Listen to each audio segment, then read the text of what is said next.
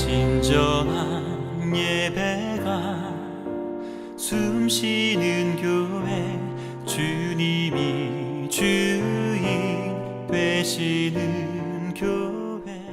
사랑하는 서명교회 성도 여러분, 안녕하십니까? 오늘은 5월 5일 어린이날입니다. 오늘 저녁 화요 기도에 오신 여러분들을 진심으로 환영합니다. 대한민국의 모든 어린이들이 하나님의 사랑과 축복 가운데 더욱 건강하고 활기차게 자라나기를 소망합니다. 성경은 자식들은 여호와의 주신 기업이요 태의 열매는 그의 상급이라고 말씀하고 있습니다. 우리에게 맡겨진 다음 세대는 하나님께서 우리에게 주신 가장 귀한 선물입니다. 우리 자녀들의 미래를 전능하신 하나님께 온전히 맡기게 되시기를 바랍니다. 나아가 아이들이 하나님 안에서 거룩한 꿈을 품고 세상을 변화시킬 믿음의 자녀로 성장할 수 있도록 함께 기도하는 은혜의 시간이 되기를 소망합니다. 오늘 저녁에는 하나님과 함께한 삶을 간증하라 라는 제목으로 하나님의 말씀을 증거하도록 하겠습니다. 오늘 증거할 내용은 사도행전 22장 1절에서 15절 말씀입니다. 사도 바울이 예수 그리스도를 개인적으로 만난 그 만남의 경험을 간증으로 풀어내며 사람들에게 복음을 증거하는 장면입니다. 사도행전 22장 1절에서 15절 말씀을 봉독하도록 하겠습니다. 부형들아, 내가 지금 너희 앞에서 변명하는 말을 들으라 하더라. 저희가 그 히브리 방언으로 말함을 듣고 더욱 종용한지라. 이어 가로되 나는 유대인으로 길리기아 다소에서 났고 이 성에서 자라 가말리엘의 문화에서 우리 조상들의 율법의 엄한 교훈을 받았고 오늘 너희 모든 사람처럼 하나님께 대하여 열심하는 자라. 내가 이 도를 핍박하여 사람을 죽이기까지 하고 남녀를 결박하여 옥에 넘겼노니 이에 대제사장과 모든 장로들이 내 증인이라. 또 내가 저희에게서 다메섹 형제들에게 가는 공문을 받아가지고 거기 있는 자들도 결박하여 예루살렘으로 끌어다가 형벌받게 하려고 가더니 가는데 다메섹에 가까웠을 때에 오종쯤 되어 호련히 하늘로부터 큰 빛이 나를 둘러 비침에 내가 땅에 엎드러져 들으니 소리 있어 가로되 사울아 사울아 내가 왜 나를 핍박하느냐 하시거늘 내가 대답하되 주여 니시니까 하니 가라사대 나는 내가 핍박하는 나사렛 예수라 하시더라. 나와 함께 있는 사람들이 빛은 보면서도 나더러 말하시는 이의 소리는 듣지 못하더라. 내가 가로되 주여 무엇을 하리이까? 주께서 가라사대 일어나 다메섹으로 들어가라. 정한 바 너희 모든 행할 것을 거기서 누가 이르리라 하시거늘 나는 그 빛의 광채를 인하여 볼 수 없게 되었으므로 나와 함께 있는 사람들의 손에 끌려 다메섹에 들어갔노라. 율법에 의하면 경건한 사람으로 거기 사는 모든 유대인들에게 칭찬을 듣는 아나니아라 하는 이가 내게 와 곁에 서서 말하되 형제 사울아 다시 보라 하거늘 즉시 그를 쳐다보았노라. 그가 또 가로되 우리 조상들의 하나님이 너를 택하여 너로 하여금 자기 뜻을 알게 하시며 저 의인을 보게 하시고 그 입에서 나오는 음성을 듣게 하셨으니 내가 그를 위하여 모든 사람 앞에서 너의 보고 들은 것의 증인이 되리라. 아멘. 그는 어디를 가든지 예수 그리스도에 대한 복음을 전하면서 살아있는 그의 간증을 얘기하였습니다. 신앙생활이라고 하는 것은 예수님을 만난 이후로 일어난 내 자신의 삶의 놀라운 변화에 대하여 그 사실을 있는 그대로 말하는 것입니다. 누구든지 그리스도 예수 안에 있으면 새로운 피조물이라 보라 새 것이 되었도다. 어느 누구든지 예수님을 믿으면 진심으로 삶의 변화가 일어나게 되는 것입니다. 예수님을 만나면 문둥병자도 치료가 되고 새로운 삶이 시작됩니다. 중풍병자도 신경이 되돌아오고 다리에 힘을 얻게 되고 새로운 삶을 걷기 시작하는 것입니다. 이미 죽어서 썩은 냄새가 나던 나사로도 다시 살아나 예수 그리스도를 증언하는 증인이 되는 것입니다. 다시 살아난 나사로의 간증 때문에 수많은 유대인들이 예수님을 믿게 되었다고 요한복음 12장 11절은 기록하고 있습니다. 우리가 교회에서도 소그룹을 통하여서 335 모여서 하나님의 말씀을 나누는데 얼마나 재미있고 감동스러운지 모릅니다.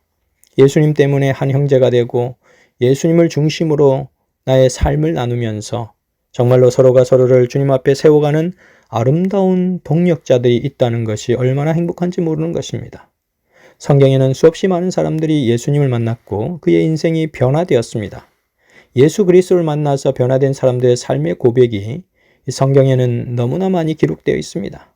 12년 동안 혈루증이라는 불치병을 안고 살아가던 소망 없던 한 여인도 예수 그리스도를 만나서 그의 옷깃을 만지는 사건을 통하여 그의 인생이 180도로 변한 사실을 우리는 알고 있습니다. 마지막 사형 선고를 받고 영원한 죽음의 자리로 가야 했던 예수님의 한쪽 편에 있던 강도도 마지막으로 그가 예수 그리스도를 만나고 그의 운명이 바뀌어지게 되었습니다. 사도행전 22장에는 비장한 각오를 가지고 예루살렘으로 올라간 바울을 체포하여 신문하는 과정에서 그가 수많은 대중들 앞에서 예수님과 함께한 그의 삶을 간증으로 풀어놓는 장면입니다. 우리는 어떻게 오늘 우리의 삶을 간증하며 살 수 있을 것인가? 첫 번째로 예수님을 만나기 전에 여러분들의 상태를 자세히 나누게 되시기를 바랍니다. 사도 바울은 죽을 각오를 하고 예루살렘으로 올라가서 체포되어 신문받는 과정에서 그가 예수 그리스도를 만나기 전에 그의 상태가 어떠했는지를 자세히 나누고 있습니다.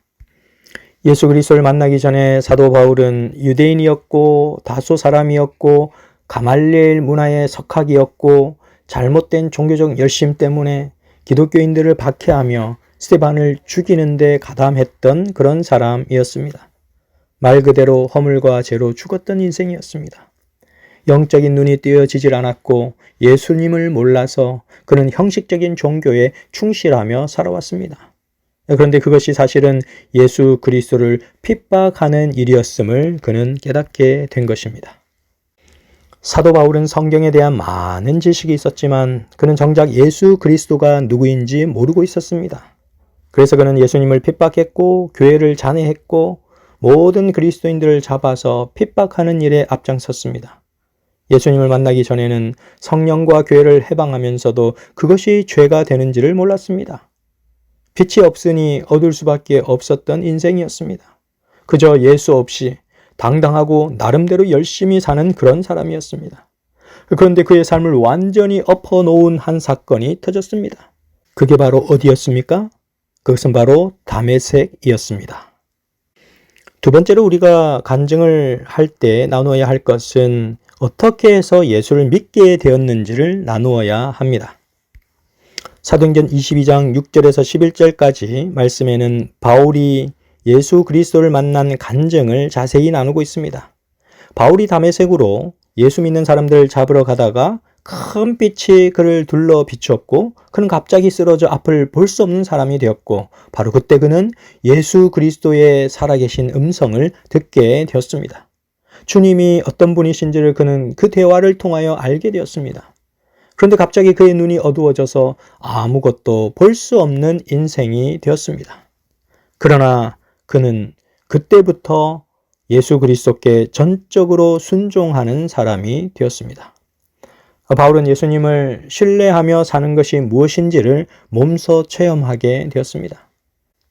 정말 사도 바울은 절대적으로 주님을 신뢰하게 되었고 그가 절대적으로 신뢰하는 그 주님은 아나니아를 통하여 그의 눈을 뜨게 하시는 역사를 베풀어 주셨습니다. 그런데 사도 바울은 이전에 보던 것과는 완전히 다른 세상을 보게 되었습니다. 그는 더 이상 주님의 십자가를 부끄럽게 하는 것들을 보지 않았습니다. 그의 눈은 언제나 예수 그리스도를 주목하며 살게 되었습니다. 모세는 호렙산 떨기나무에서 그와 같은 경험을 했습니다. 그리고 엘리야는 로뎀나무 아래에서 지쳐서 죽고 싶은 심정이었을 때 바로 살아계신 주님을 만나게 되었습니다. 히스기야는 죽을 병이 걸렸을 때 하나님을 극적으로 만나게 되었습니다. 야곱은 형을 속이고 도망하던 그날 밤 정말 추위와 외로움 속에 떨고 있었을 때 바로 하늘에서 사닥다리를 통하여서 자신을 만나 주시고 자신을 찾아오신 베델의 주님을 만나게 된 것입니다. 누구나 우리는 예수 그리스도를 만난 체험과 과정과 장소가 있습니다. 예수 그리스도를 만나게 된 경위를 설명하고 난 이후에는 이제 예수 그리스도를 믿고 난 이후에 믿음으로 변화되고 있는 자신의 모습을 나누는 것입니다.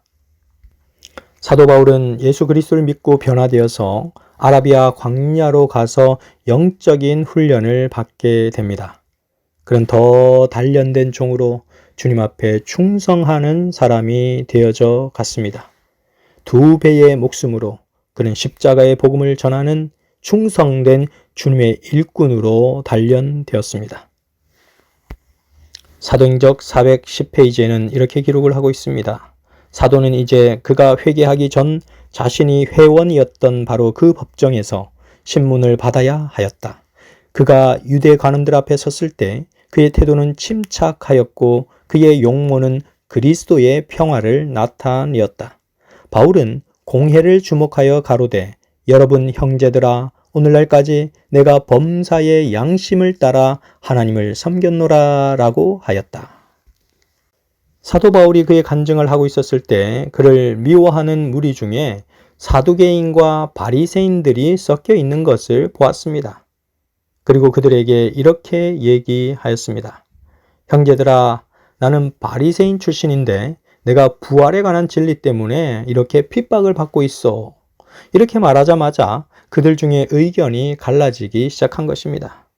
사도행전 23장 7절 말씀을 보시면 그 말을 한즉 바리새인과 사두개인 사이에 다툼이 생겨 무리가 나누이니 이는 사두개인은 부활도 없고 천사도 없고 영도 없다 하고 바리새인은 다 있다 함이라. 계속된 혼란 중에서 사두개인들은 사도를 취하여 죽이고자 열심히 노력하였고 바리새인들은 오히려 그를 보호하고자 애쓰는 징후가 나타나게 된 것입니다. 하나님의 귀한 섭리가 개입된 것이었습니다. 사도 바울은 그 순간에도 하나님께 간절히 기도하였습니다. 자신의 생명을 위해서가 아니라 하나님의 핍박받는 교회를 생각하며 그는 울며 하나님께 기도하였습니다. 사도행적 412페이지에는 이렇게 기록하고 있습니다. 바울에게는 그리스도의 사업이 매우 중요하였으므로 그는 깊은 근심으로 그가 사내들인 공회에서 만났었던 바로 그런 사람들의 박해를 당해야 할 흩어져 있는 교회들의 위험에 대하여 생각하였다. 바울은 고통과 낙담 중에서 울며 기도하였다라고 기록하고 있습니다. 본문 25절 말씀을 보시면 가죽줄로 바울을 매니 바울이 곁에 섰는 백부장더러 이르되 너희가 로마 사람 된 자를 죄도 정치 아니하고 채찍질할 수 있느냐 하니 라는 부분이 나옵니다. 그 당시 로마의 시민권 법은 3가지의 법이 있었는데 첫째는 발레리안 법이라는 것이 있었고 두 번째는 포르시안 법이 있었고 세 번째는 줄리안 법이라고 하는 것이 있었습니다. 발레리안 법은 정당한 재판에 의해 형이 확정되지 않은 상태에서 피고인에게 채찍질을 가하는 것은 법으로 엄격하게 금지되어 있었습니다. 그리고 두 번째 포르시안 법은 만일 이 법을 어기고 함부로 채찍질을 가했을 때는 그 법을 범한 사람은 더 엄격한 처벌을 받도록 규정된 법이었습니다. 그리고 세 번째 줄리안 법은 로마인들이 정당하게 로마 법정에 호소할 수 있도록 제도를 법제화하고 있었습니다. 그래서 바울이 이 법에 근거하여 그들의 불법을 드러내며 부당한 조치를 해제해 줄 것을 요구하고 요청하였던 것입니다. 그러자 놀라운 일이 일어나게 된 것입니다. 본문 26절에 백부장이 듣고 가서 천부장에게 전하여 가로되 어찌하려 하느뇨 이는 로마 사람이라 하니 천부장이 와서 바울에게 말하되 내가 로마 사람이냐 내게 말하라 가로되 그러하다. 천부장이 대답하되 나는 돈을 많이 들여 이 시민권을 얻었노라. 바울이 가로되 나는 나면서부터로라 하니 신문하려던 사람들이 곧 그에게서 물러가고 천부장도 그가 로마 사람인 줄 알고 또는 그 결박한 것을 인하여 두려워하니라. 정말 이것은 명백한 하나님의 개입이었습니다. 바울은 지금 자세하게 현재 그가 당하고 있는 인생 최고의 위기 앞에서 하나님께서 어떻게 그 일을 행하게 하셨는지를 보여주고 있는 것입니다.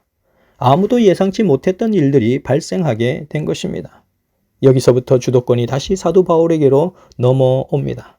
하나님께서 그에게 역사하시는 사건들이 줄지어 발생하게 되는 것입니다. 그 이후에 그가 정말 그들의 청중들을 바라보면서 부활에 관한 메시지를 던졌을 때 바리새인들과 사두개인들이 갈라지는 일들이 발생하게 된 것입니다. 바리새인들이 오히려 이제는 그를 보호하고자 하는 움직임들이 일어나기 시작한 것입니다. 하나님의 특별한 섭리가 개입된 것이었습니다. 그런데 사도 바울은 그 순간에도 기도를 하고 있었습니다. 핍박받는 교회를 생각하며 눈물로 하나님께 호소하고 있었던 것입니다. 사도행적 413페이지에 보시면 이 어둠의 시간에 주께서는 당신의 종에 대하여 무관심하지 아니하셨다. 주께서는 바울을 성전 마당에서 잔인한 군중으로부터 보호하셨고 사내들인 공회 앞에서 그와 함께 하셨고 영문에서도 그와 함께 하셨으며 지도를 구하는 사도의 열렬한 기도에 응답하셔서 친히 당신의 충실한 증인에게 나타나셨다. 그날 밤에 주께서 바울 곁에 서서 이르시되 담대하라. 내가 예루살렘에서 나의 일을 증거한 것 같이 로마에서도 증거하여야 하리라 하셨다. 사랑하는 서민교회 성도 여러분, 하나님은 우리의 기도에 결코 무관심하신 분이 아니시며 우리가 드리는 모든 기도의 목록들은 하나님의 보좌에 귀중하게 보관되고 있음을 기억하게 되시기를 간절히 바랍니다. 바울은 이러한 기도를 드리면서 로마에 진출하여 복음을 증거하게 되리라는 간절한 소망을 가지고 있었는데 놀랍게도 기도 중에 하나님께서 그를 로마에 보내주시겠다고 하는 위대한 약속을 이 기도를 통해서 얻게 되었던 것입니다. 사랑하는 믿음의 성도 여러분, 기도하는 사람이 미래를 위한 약속을 받게 된다라는 사실을 꼭 기억하게 되시기를 간절히 바랍니다. 이제 우리 다 같이 하나님께 기도하는 시간을 갖도록 하겠습니다. 사랑과 은혜가 충만하신 하늘아버지, 오늘 성령의 능력을 통하여 사도 바울의 삶을 바꿔주신 하나님께서 사도 바울의 간증을 통하여 그 법정에서 많은 사람들에게 그리스도의 복음을 전할 수 있도록 은혜를 주신 것 참으로 감사를 드립니다. 오늘 마지막 시대를 살아가는 우리들도 우리들의 삶 가운데서 살아계신 주님을 만난 그 경험을 나누게 하시고 그 경험을 통하여 더 많은 사람들이 주님께로 돌아올 수 있도록 인도하여 주옵소서. 아버지 하나님, 특별히 김남순 집사님과 또 우리 정의한 학생이 무사히 하나님의 은혜로 병원에서 진료를 잘 받고 퇴원할 수 있도록 은혜를 주셨으니 감사를 드립니다.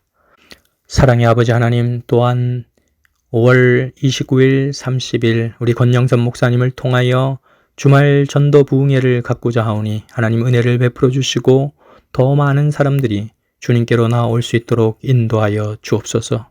또한 연이어서 6월 5일, 6일 그리고 12일, 13일 합회 선교부장 홍성호 목사님을 모시고 전도 부흥회를 갖고자 하오니 하나님 저희와 함께하여 주시고 성령의 능력으로 우리의 마음이 뜨거워질 수 있도록 인도하여 주시며 잃어버린 영혼들을 한 사람 한 사람 주님께로 인도할 수 있도록 도와주시옵소서. 주의 성령께서 우리 모두와 함께해 주시옵기를 바라오며 사랑이 충만하신 우리 구주 예수님 이름으로 기도드렸습니다. 아멘.